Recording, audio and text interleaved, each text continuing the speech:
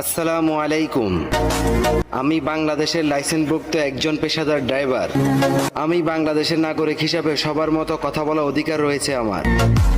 মহাসড়ক আইন পরিচালনা কমিটির সদস্য বিন্দুদেরকে এবং ডক্টর ইউনূস স্যার পর্যন্ত আমার এই বার্তা পৌঁছাতে চাই। ইঞ্জিন চালিত মোটর গাড়ি ছাড়াও আরও একাধিক বাহন আছে। আপনাদেরকে বোঝানোর জন্য বলতেছি, যেমন আকাশের মধ্যে বিমান চলে, হেলিকপ্টার চলে, জলের মধ্যে জাহাজ, লঞ্চ, স্টিমার ইত্যাদি, স্থলের মধ্যে যেমন ট্রেন চলে।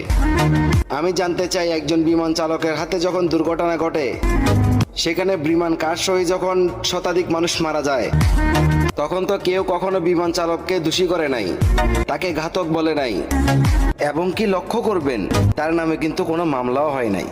জাস্ট একটা দুর্ঘটনা। একজন রেলওয়ে ড্রাইভার যখন রেল চালানোর সময় পিছনের বগিগুলো ছিটকে পড়ে যায়, দুর্ঘটনা ঘটে, শতাধিক মানুষ যখন ওখানে মারা যায়, তখন ওই রেল চালকের কোনো মামলা হয় না, তাকে কেউ ঘাতক বলে না। এমন হাজারো প্রমাণ আছে আমাদের কাছে, যা বলে বলে কখনো শেষ করা যাবে না। আর আমরা যখন মহাসড়কে গাড়ি চালাই, ব্রেক ফেল হয়ে দুর্ঘটনা ঘটলে কিংবা চাকা বাস্ট হয়ে দুর্ঘটনা ঘটলে, সড়ক ব্যবস্থা ভালো না থাকার কারণে দুর্ঘটনা ঘটলে,